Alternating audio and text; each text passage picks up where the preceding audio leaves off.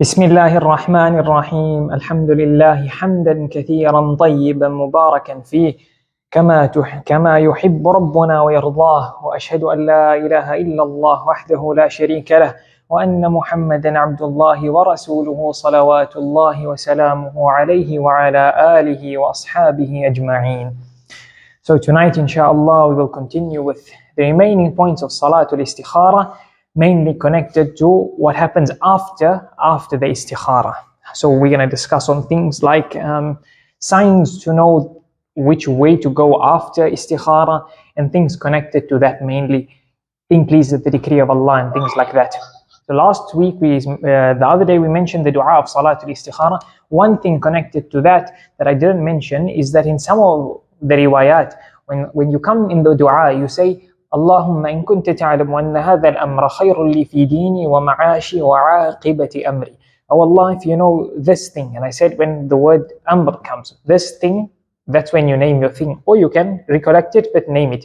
So Allah, if you know this is good for me, then you say, in my religion, fi dini wa ma'ashi, in my livelihood, wa 'aqibati amri, and in the outcome of my affairs. Then here, some of the riwayat they say, and you'll find it in most websites or books that mention the dua, they write it like this: Oh, ajili amri wa ajili.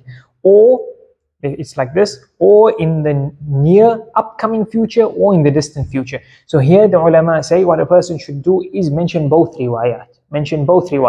So what he'll say is, oh Allah, if this thing is good for me in my religion, in my livelihood, in the outcome of my affairs, or also in my distant, near future and upcoming future and distant future. Then he says the dua as usual: decree it for me and facilitate it for me and bless me in it. And then he repeat it later. Usually it's written like that on the pamphlets or on the dua. The point is that yes, you should mention both. So connected to that is that dua of Istikharah, or let's say Istikharah. Istikharah is a dua. Istikharah is a dua. The fact that it's a dua means that a few things are connected to it that are connected to normal dua. A few things connected to normal dua are connected to it as well. Nothing specific or special about it here, in the sense that certain things that apply to a normal dua being accepted, that these things all of a sudden don't apply here. There's no such. So for example, for a dua to be accepted, a person needs to have halal sustenance, halal food, halal drink, halal clothing. Rasulullah sallallahu alayhi wasallam mentioned of a man who undertook a long journey. It was so difficult on him. His clothes became tattered, his hair became disheveled, and he raises his hands like this to the sky, saying, oh Allah, seeking the help of Allah. Rasulullah sallallahu alayhi wasallam said that his food is haram, his drink is haram, he's nourished with haram, his clothes are haram. Then how can this man be answered? So earning and eating halal is one of the main aspects of a dua being answered. Another thing is sins. Sins are one of the biggest means that prevent a dua being answered. Sins are one of the biggest means of a dua being answered. Ibn al-Qayyim rahmatullahi alayhi, he says that dua is one of the most powerful things for a servant to do to attract all goodness from Allah and to deflect any negativity that may come towards him. But that same dua will be weakened when a person, for example, engages in sin, engages in dhulm, or nourishes himself with haram. Then he says it will be like an arrow that when you shoot from a bow, it's a very weak arrow, so it doesn't really have an effect. And he says, the Rasulullah sallallahu alayhi wasallam said, "Ud'u Allah wa antum muqinuna bil ijabah, wa'lamu anna Allah la yaqbalu du'a min qalbin lahin." That call out to Allah and make dua to Allah while you are sure and confident Allah will answer your dua, but know that Allah does not answer a dua from a heart that is heedless of Allah. Either heedless in general or heedless in the moment of the dua. It's just lip service. It's not the heart, is not fully engaged. So it's very important to know those things. So now when sins can prevent Istikharah from being answered, or the true effects of Istikharah and true barakah of Istikharah coming about because of sins. So a person is doing Istikharah for marriage, for example, but then he's engaging in things that go opposite of what Allah wants. So now you're dating the person, is that allowed or not? And then and then you want barakah of istikharah. So now the question would come, should I not speak to the person while I'm doing istikharah? So are you allowed without reason and need to speak to him or her before istikharah? So what's the difference there? So you are busy doing things that remove barakah of this action, remove the action that you're undertaking, whether it be marriage. The marriage, Rasulullah said, the marriage that has the biggest blessings are those that have the least financial strains on people. That's the most blessed marriage. And then here people do the opposite, and then, oh, my istikharah didn't work, oh, my marriage didn't have barakah. So when a person does things that are not on the same line as the sharia, then the fact barakah goes, then it's no one's fault other than one's own fault. Then it's one's own fault that these things happen. So a person now is doing istikharah before going on a holiday, but the holiday he intends to do wrong things on the holiday, or the job he's taking has elements of haram in it, or the science he wants to study has things that aren't totally upright, or it has other things connected to it, but now he wants the barakah of istikharah. So therefore a person has to make sure these things are found there, that they are upright, then the istikharah will have barakah, And one very important thing with all dua, one important thing with all dua, and including salatul istikharah or the dua of istikharah, is Rasulullah sallallahu alayhi wasallam said, yustajabu li ahadikum ma lam ya'jal. Allah will answer the dua of a slave for as long as this slave doesn't become too impatient towards Allah for the answer of a dua. So Rasulullah sallallahu alayhi wasallam was asked, but how? Explain to us what is this actual impatience. So Rasulullah sallallahu alayhi wasallam said, the slave says, da'awt wa da'awt falam yustajab li. I continued asking and calling out to Allah, but I didn't get any answer. So a person starts being impatient with Allah. So that should be avoided in all dua and also with istikharah. And then now istikharah is performed, the salah, the dua, or only the dua is recited. If a person is not able in that moment to perform the salah as well. So he's done the dua. Now what? How do we know that this is what to do or not to do after the istikharah? So now the ulama they have a few opinions what indicates an answer after the istikharah, if we can phrase it like that. So number one, some of them say that a person after his salatul istikharah, he'd have an inclination. That's why I said the last time, some ulama say the more you repeat the istikharah, the clearer the inclination will be. So it's connected to this. Because Rasulullah sallallahu alayhi wasallam said in the hadith of Anas radiallahu anhu, collected by Ibn Sunni, Ya Anas, إذا هممت بأمر فاستخر ربك سبعا ثم انظر إلى الذي يسبق في قلبك فإن الخير فيه. That, oh Anas radiallahu anhu, if you want to do an action, then do istikharah regarding that action. And here Rasulullah sallallahu alayhi wasallam mentioned 7 times. Hence we mentioned last time that many of the ulama mention 7. And the Shafi'i madhab say more. And the Hanbali madhab do not specify how many amount. So here is do istikharah 7 times, then see what inclination you have in your heart, then do that. Because the goodness will be in that. But they say this inclination, it should be a pure inclination. It shouldn't have anything. A person probably had an inclination, as we said. One of the categories of doing istikharah is after an inclination is already there. So a person had an inclination already. But this which he feels or inclines towards after his istikharah must have no personal gains or personal desires or personal thoughts with it. It should be pure. It should be a pure inclination.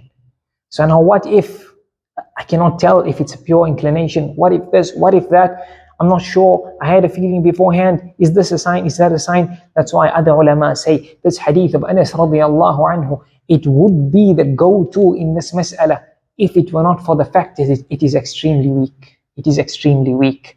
Yes, many ulama do mention it, that's why we mention it, and it is one of the go-tos, is a feeling that you have just an inclination towards something, you have nothing further in it, it's just an inclination.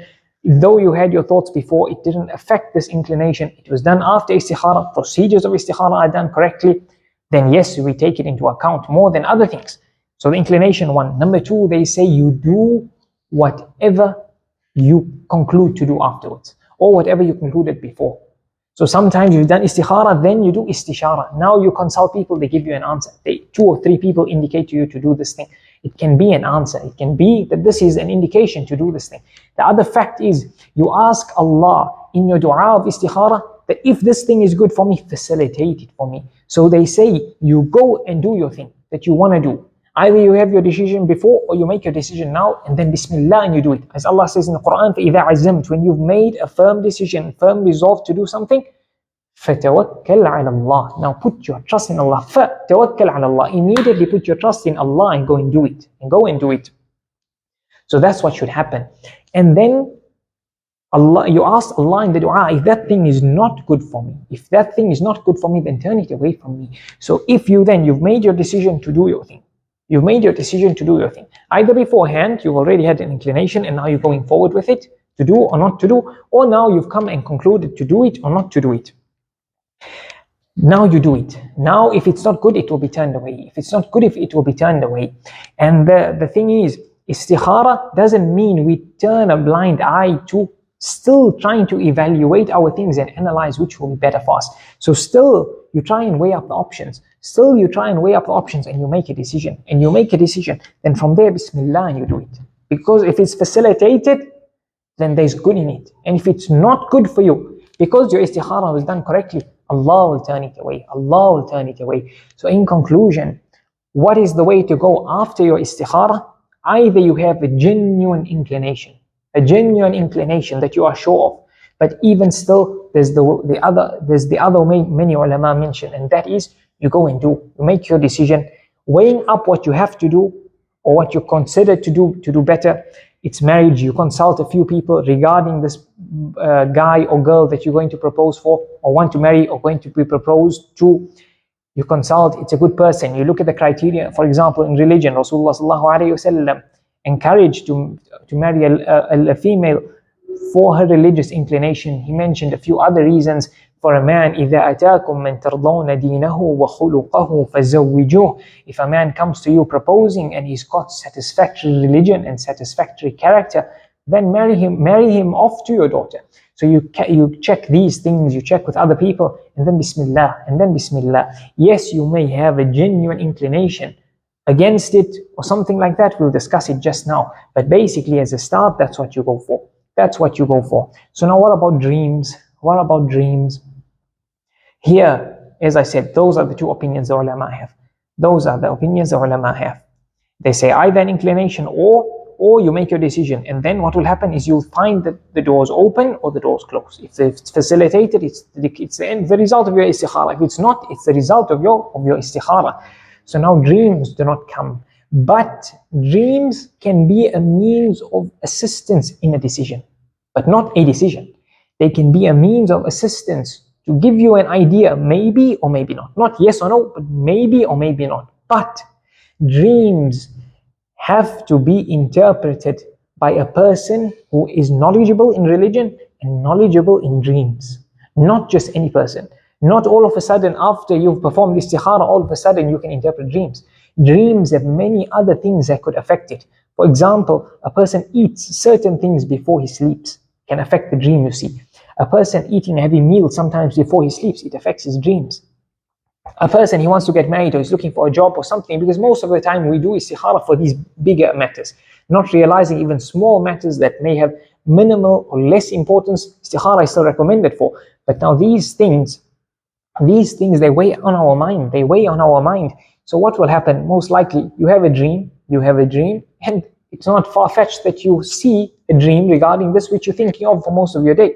So this dream would indicate that it's not really a dream, because the dream could be from shaitan. And that's why those ulama, those very few from the Hanafi, not the Hanafi, all of them, but a couple of them, they mentioned when you do istikharah before sleeping, then sleep facing the Qibla and in wudu. Why? Because that helps to keep shaitan further away. The other aspect of a dream is dreams from thoughts that you've had in the day. And the third aspect of dreams are what? It could be true dreams. But many times a dream, sometimes at first, if you see a dream, they don't even need to be interpreted. They don't mean much. But if you see dreams more than once, then now the dream may have some weight. So you have to take into You have to take into account all of these things. You have to take into account all of these things before we can then work with a dream. Before we can then work with a dream. And therefore the Sharia does not link rules or things to do with a dream, because most people do not have knowledge of dreams, or they do not have access to people who are genuine that have knowledge of dreams. Therefore the dream could be or could not be. It could be or could not be. And that's why even if a person, yes, one dream multiple times, or similar dream about the same thing multiple times. So that's why a person, if he sees a bad dream, the sunnah is to blow dry spit to your left 3 times and then say, A'udhu billahi minash shaitanir rajim. I seek refuge in Allah from shaitan, the accursed one. Or A'udhu billahi minash shaitanir rajim wa min sharri hadhihi ru'ya. I seek refuge in Allah from shaitan, the accursed one, and from any ill effects and evil effects from this dream. And then he doesn't narrate this dream, and it won't affect. That's the guidance of Rasulullah sallallahu alaihi wasallam. That's why you can see a dream, it can indicate this way, it can indicate that way. But you weigh up your options. You weigh up your options. That's more important than the dream, and then you make your decision. Now, we're going to touch on, for example, you see a dream that differs with your heart contentment or your heart inclination, then what do you do there? But now, the crux of all of this that we are mentioning, for the barakah of istikharah, for the barakah of dua, we are seeing from this whole procedure of istikharah. If you want to make a decision, supplicate to Allah. But even before that, go and perform salah. Start your connection with Allah through salah and through dua. Because that is where the barakah lies. Irrespective of the outcome of istikharah, irrespective of your decision of your istikharah, the outcome of istikharah will be good for you. Why? Because istikharah is a means of barakah. And you asked Allah, oh Allah, make this thing good for me. You didn't say, oh Allah, make my marriage successful. Oh Allah, make the job I'm taking really good for me. You said, oh Allah, if it is good for me. So good for you, not in the way you see goodness, but in the way Allah, in His infinite knowledge, the way Allah sees goodness. That's why the most important thing for a person is to connect his heart to Allah and to be pleased with the decree of Allah, to get a connection to Allah, because then that will aid him in whatever afflicts him from the decree of Allah. The Mufassirin mentions something amazing. Allah says, مَا أَصَابَ مِن مُصِيبَةٍ إِلَّا بِإِذْنِ اللَّهِ. That whatever afflicts a person from calamity, it's by the decree of Allah. But then Allah says, وَمَن يُؤْمِن بِاللَّهِ يَهْدِ قَلْبَهِ. And whoever believes in Allah, Allah will guide his heart. So they ask, what's the connection between a calamity and believing in Allah? So here some of the Mufassirin say that هو الرجل تصيبه المصيبة فيعلم أنها من الله فيرضى ويسلم.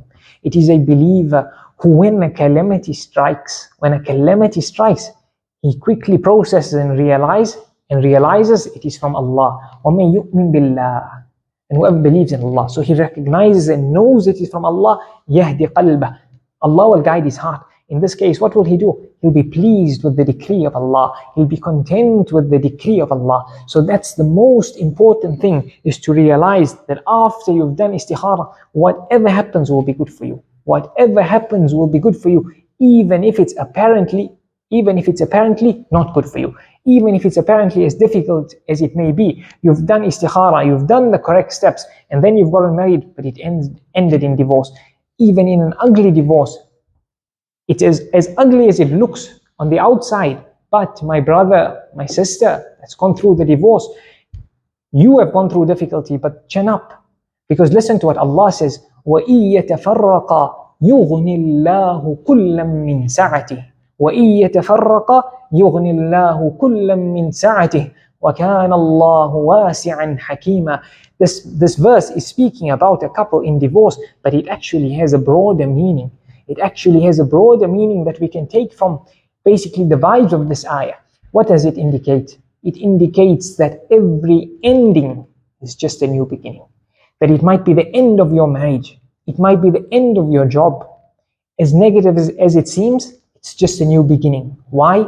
Allah says if the husband and wife, if they separated, وَإِن يَتَفَرَّقَا, as negative as it seems, as sad as it is, يُغْنِ اللَّهُ كُلًّا مِّن سَعَتِهِ.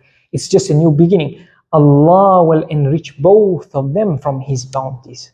Allah will enrich both of them from His bounties. So you've lost your job, Allah will enrich you from His bounties. Allah will enrich you from His bounties. وَكَانَ اللَّهُ وَاسِعًا حَكِيمًا. Allah is the most encompassing of His bounties to His slaves. وَلَكِنْ حَكِيمًا. But Allah is the most wise.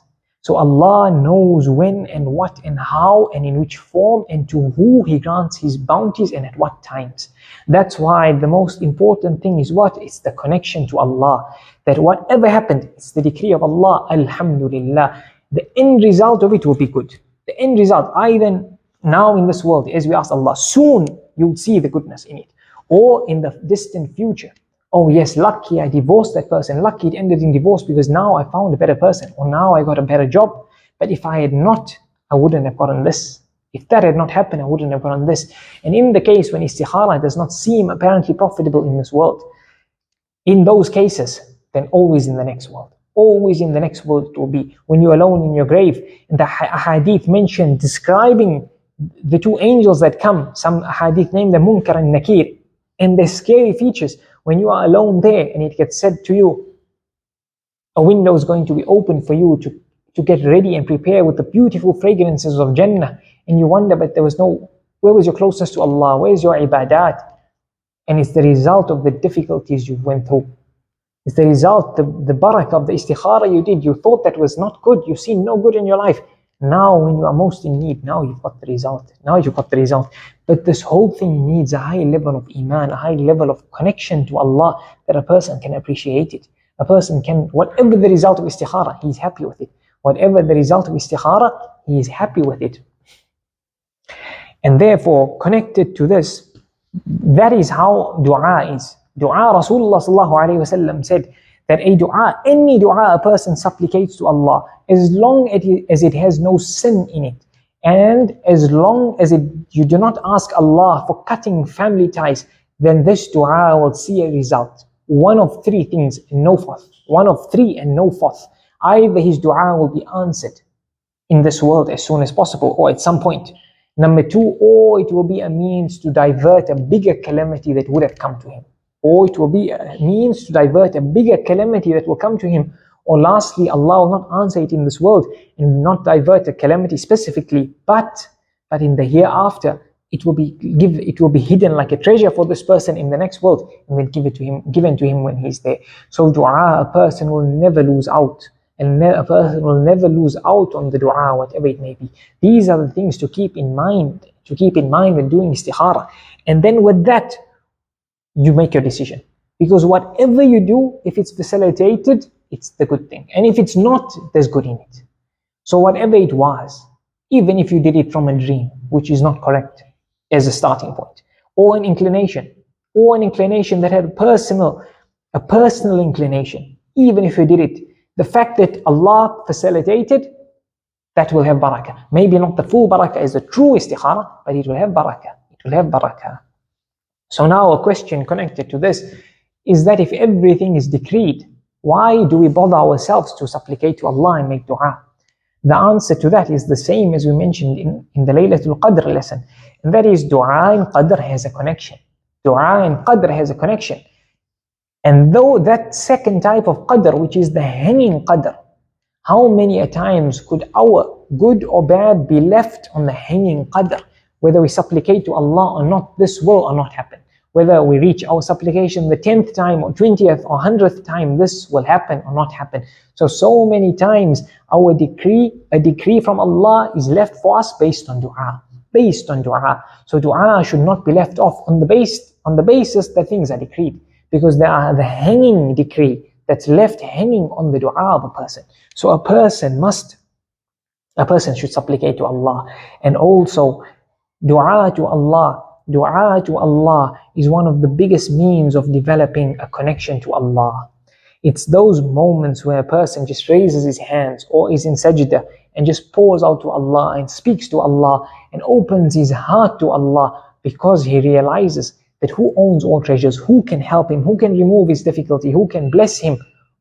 Only Allah. Only Allah. And that's why you look at the way of the prophets of Allah. Zakaria alayhi salam, the Mufassirin mentioned something amazing. He, in his old age, he's crying out to Allah for a child. Allah says, إِذْ نَادَى رَبَّهُ نِدَاءً خَفِيًّا. Zakaria alayhi salam cries out to Allah, makes a secret call to Allah. It was a secret, silent supplication to Allah. So they say, why is Allah saying nida'an khafiyya, the secret, silent supplication? They mention a few things, a couple of things.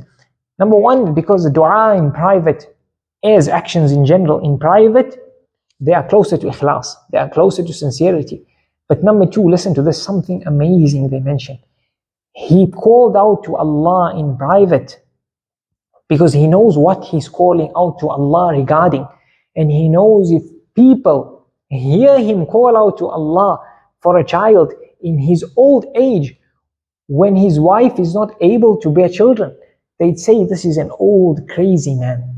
So that's how they're looking at it towards him. But him, in his head and in his heart, he knows who he's calling to. He knows that he's calling to the one all capable, the one who is not incapable of anything, the one who is not just the one who blesses. Allah's name is Al-Wahhab, not Wahib, not merely the one who blesses, the one who bestows, gifts, the one who gifts, but the one is Wahhab. It's an emphasis, the one who is oft gifting. That is Allah. That's who he's calling out to. That's who he's calling out to. He knew Allah's treasures know no limits. They know no limits. Inna hadha la rizquna ma lahu min nafad. This, Allah is saying, this is our treasures. There's no limit, no end to it. Sulaiman alayhi salam, when he called out to Allah, listen to the manner and the words of his dua. He says, هَبْ لِي مُلْكًا لَا يَنْبَغِي لِأَحَدٍ مِّن بَعْدِي إِنَّكَ أَنْتَ الْوَهَّابُ. Oh Allah, bless me, bestow on me. Again, habli, from hiba, from wahhab. Bless me and gift me a kingdom, riches. But he doesn't stop there. He says, bless me and gift me a kingdom that no one after me will have a kingdom like this ever. That's his thought of Allah, that Allah can grant and grant and there's no limit and no stopping. That's what they had in their dua. That's how they viewed Allah. And that's the lesson we need to take when we supplicate to Allah, to just ponder over and realize who we are calling out to. We need to learn about Allah and His attributes. We need to just ponder over Allah, ponder around us, ponder within us. وَفِي أَنفُسِكُمْ أَفَلَا تُبْصِرُونَ. The amazing creation of our own bodies, amazing creation of Allah around us, to realize the greatness of Allah. And that is who we're calling out to. That is who we're calling out to. So do we want to actually not supplicate and deprive ourselves with that dialogue with that Allah? The answer is clear. The answer is clear. So now, that's regarding the Istikharah and after the Istikharah. So now what if a person gets a marriage proposal from a good person, but the person does not have, the male or female does Istikharah and there's no inclination. He does Istikharah, he finds no inclination. It doesn't matter. It doesn't matter. What the person should do is analyze this person. Is this person a good match? How's the religion? How's the character? How's the other aspects that connect to a marriage? Then make your decision. And if it's facilitated, it will be good. Nothing more. There's no regretting after. There's no, I didn't have a feeling. I didn't see a dream. I saw a dream. This color was seen. I'm not sure. There's nothing like that. There's nothing like that. You make your decision. If Allah facilitates it, it's good. And here we said specifically if there's no inclination, no feeling, no inclination. So now what happens if you have an inclination, but then you also see a dream? You also see a dream. A dream that you think indicates that you should not do it. You have, let's say in this example, inclination to do it, dream that indicates not to do it. And we said you need to get somebody who actually can interpret dreams.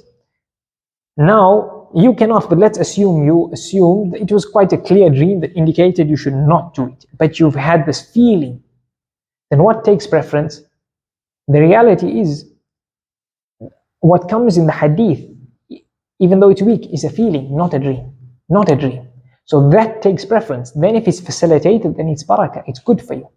Not the dream. But does it mean you now are confused? Which one should I do? You still do not need to do either.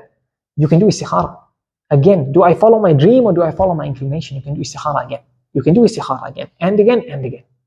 And then make your decision. And still too, if you went for the dream over the inclination and it was facilitated, then that was good for you. So that's the mindset a person should have. That's the mindset a person should have. But that doesn't mean leave off consulting, leave off weighing things.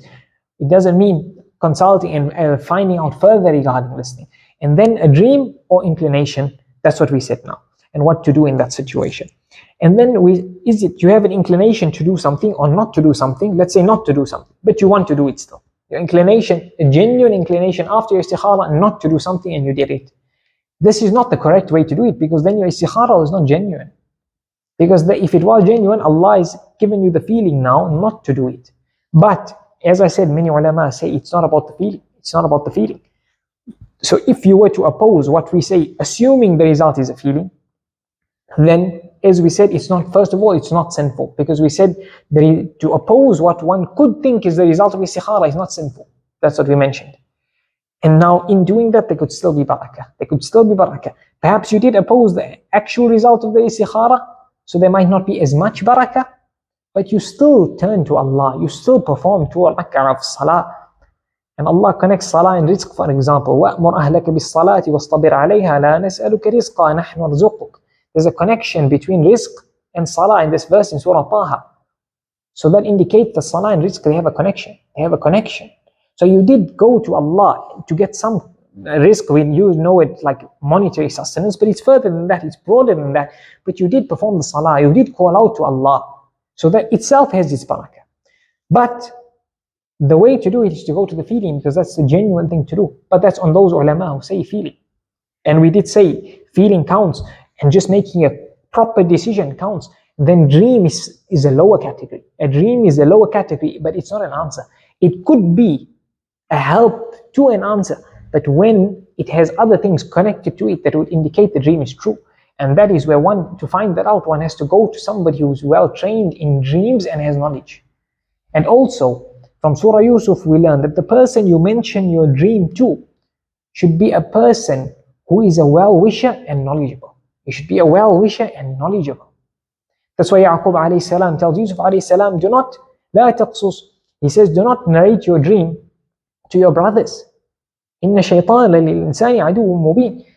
He blames shaitan, but he says that the shaitan could come and whisper things into your brothers, and then they do or wish things that are evil towards you. So the person who you go to with your dream, they should be well-wishing and they should be knowledgeable. So these things are all important to consider when you go to somebody for an interpretation of a dream. So that's why the dream is a lower category. If you can find that person and they tell you this dream probably means do it or don't do it, then you can hold that into consideration. Especially if you weighed the things and you realized the dream was different, or you had a feeling and the dream was different, here you can do istikharah again. But you had no feeling, you're weighing up the options, it could be this way, it could be that way, and then the dream was kind of an indication. Here you can say Bismillah and follow your dream, provided it was interpreted correctly, or it was a decent dream, one could assume it was the answer, and there was no inclination or something to oppose it. Then make your tawakkal ala Allah. فَإِذَا عَزَمْتُ, when you've made your decision, then tawakkal ala Allah. Put your trust and tawakkul totally in Allah. Now sometimes a person might do istikharah before sleeping. And then he wakes up. We said the times for istikharah are not specifically before sleeping. Most ulama do not mention it. But assuming you did it before sleeping and then you woke up and you find yourself really worried and crying and you just have these kind of weird feelings going on, is that an indication that your istikharah was, let's phrase it as negative, in the sense that you should not do your thing? Or now you intended not to, but you just did your istikharah to ensure your decision is barakah, and then now you're feeling like this. So is this an indication that you should oppose what you thought before, as in now go and do it or now go not do it? The answer is that is not a sign. That is not a sign of istikharah being the outcome being a negative, the opposite of what you wished for. Or basically, or not to do it. If you were not sure, do or not do, it's not an indication to not do, in the case where it's one thing, where you have no decision. Because a sign of the istikharah is an indication to not doing it. You know what comes in the dua? That if you know, oh Allah, this is not good for me, then وَاصْرِفْهُ عَنِّي وَاصْرِفْنِي عَنْهُ, that turn this away from me and turn me away from that thing. That is the result of your istikharah, indicating it's a no. Therefore your heart will all of a sudden not be inclined towards this thing. Obstacles will come, not these feelings and crying and things like that are not a result of istikharah. And then you see obstacles coming in your way to not do this thing, but your heart is still quite a lot connected to it. There's not just a natural inclination that maybe, there's just a maybe, because we don't know things, the outcome. And we are kind of plus minus gambling here because there's no clear, okay, I did istikharah, this is what you must do, that will be good. Here it's a chance taken, so you have that inclination. Maybe I should have done this, but the moment it's now, the heart is now getting connected to this thing, then this, the ulama say, is an indication that istikharah was not the most sincere. Because if it was sincere, and now the thing is getting turned away, your heart now should not be connected to it. Your heart should not be now connected to it. So you now have a feeling that this is not for me, or you just all of a sudden feel averse towards this thing. That's a result, that's a sign now of a thing being turned away. But not something else, not something else. As a starting point, not something else. And then lastly, a person could supplicate to Allah, not using the words of istikharah per se, but you use other words that kind of give off the meaning. And that is, you say, oh Allah, make this thing good for me, facilitate it for me. This itself is not istikharah. This itself is not istikharah. Istikharah, the way to do it is the way we mentioned. And even in dua in general, while it is permissible to supplicate for specific things, oh Allah, I want to marry this person, or give me this job, it's permissible as a start. But a person should always remember he doesn't know where's goodness. He doesn't know where's the goodness. Umar radiallahu anhu says, لا أبالي أصبحت على ما أحب أو على ما أكره لأني لا أدري الخير فيما أحب أو فيما أكره. He says, I don't really give too much thought to whether something that comes to me is actually something I like or dislike. Because it may be that because he says, I don't know where is good for me. It may be in something I dislike. Connecting to the verse in the Quran, the way Allah says, perhaps you dislike something but it's good for you, or perhaps you like something but it's not good for you. And Allah knows and you do not know. That's why if you look at the sunnah of Rasulullah sallallahu alayhi wasallam, most of his supplications, most of the time they were all inclusive. He'd say, oh Allah, atina fi dunya hasana wa fil akhirati hasana. Grant us all forms of good in this world. He'd say, Allahumma inni as'aluka al-huda wa al-tuqa wa al-afafa wa al-ghina. Oh Allah, I ask you for al-huda, for guidance and piety, and to not be in need of people, and to make me self-sufficient, and to enrich me. That he would not specify little things. He would not specify little things. Allah says in the Quran, the dua, هَبْ لَنَا مِنْ أَزْوَاجِنَا وَذُرِّيَّاتِنَا قُرَّةَ أَعْيُنٍ. Give us children and spouses. He says, that are the coolness of our eyes. That are the coolness of our eyes. That's it. Not specifics. Because that person that you might be asking Allah to marry you to might not be good for you. That person might not be good for you. That job might not be good for you. That journey might not be good for you. So while you are allowed to specify it, it's better for a person to put the ball totally in Allah's court, where you say, Ya Allah, if it's good for me, facilitate that which is good for me. Or yes, you marry her, I want to marry her, but make it good if I were to marry her. It has the vibe of istikharah, but it does not fulfill the full istikharah. So it's permissible, and it's something okay to do. But we say the proper istikharah would be to do it the manner Rasulullah sallallahu alayhi wasallam taught us. Number two, you ask Allah for good. You ask Allah for general good and leave the ball in Allah's court. Number three, then there you can ask Allah that I want to marry so and so, make it good for me. Or I want to take this job, make it profitable for me, make it good for me. I want to undertake this journey, make it safe, make it good, make it enjoyable, whatever it may be. That's number three. So you can go with it in steps like that. And then you can say, oh Allah, make me marry this person. But now there it would be only wise for a person to include, but if it's good for me, then facilitate it for me. But even in saying that, see, it connects to the meaning of istikharah, but it will not fulfill the complete istikharah. The complete istikharah is the way the dua is done properly, but it still has its barakah in it, because you are still putting Allah in it, and you are still asking Allah, yes, I want to marry this person, but actually turn it away from me if it's not good for me. Or I actually want to do this, but turn it away if it's not good for me. Or I don't want to do this, but perhaps this is good for me, so turn me towards it. And like that, inshallah, there'll be khair in our affairs. And we've covered most of our masail of istikharah. So I ask Allah Azza wa Jal to accept from us and to grant us knowledge that which benefits us, to grant us knowledge that benefits us, and to benefit us with that which Allah has taught us. وصلى الله وسلم وبارك على نبينا محمد وعلى آله وأصحابه أجمعين الحمد لله رب العالمين. So the question is, when it comes to adhkar in salah or adhkar in general in Islam or dua, do you have to move your lips Do you have to have a little bit of sound coming out? Can you say it in your head, etc.? What's the way to go for that? So the ulama say, in summary, the ulama say that when it comes to reciting the Quran or dhikr outside of salah or in salah or dua, but let's leave dua, let's leave general dua out. So other dua in salah, etc.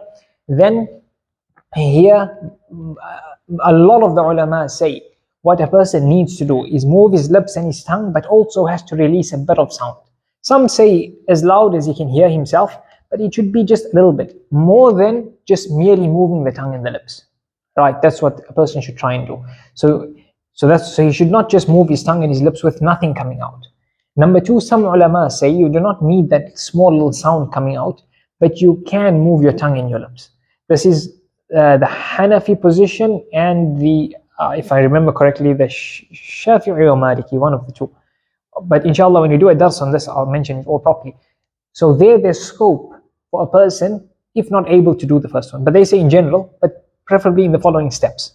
A little bit of sound. If not, then move your tongue and your lips with the dhikr in salah or outside of salah. In salah, try and have a sound most of the time, but if not, then move your lips. Then when it comes to dua, let's say general dua. So now morning and evening adhkar that you recite with a bit of sound. If not, move your lips, but try and have sound. As far as possible, try and have a little bit of sound, then that counts. And then when it comes to general dua, same thing applies. A little bit of sound, and if not, then move your tongue and your lips. But I've seen some Hanafi ulama, they mention dua being of four types. Dua being of four types. Some of them we mentioned when we mentioned the manner of holding your hands in dua, then it's there where they touch on it. Pointing with the finger and the head dua like this. And the last type they mention, which I didn't mention that day, is they say dua on nafs, where you say the dua in your head, in your heart and in your head. So there they have allowed it. So there is some scope for dua within oneself. But that should be a last resort and only in specific cases. Like that, sometimes a person has a thought, he just thanks Allah. Sometimes in a place where he cannot make the dhikr or he doesn't want to articulate it, then he can think it, it's fine. Or as Shaykh Halim said, if he's surrounded with people and he wants to say a prayer to Allah quickly of something, or thanks to Allah, or ask Allah for something, or seek protection from something, and he doesn't want others to hear, or he wants to do it so discreetly that he cannot move his lips even, then he can do it in his heart. So there's some scope for that based on this, what these Hanafi ulama say. Otherwise, in the steps that I mentioned, and Allah knows best.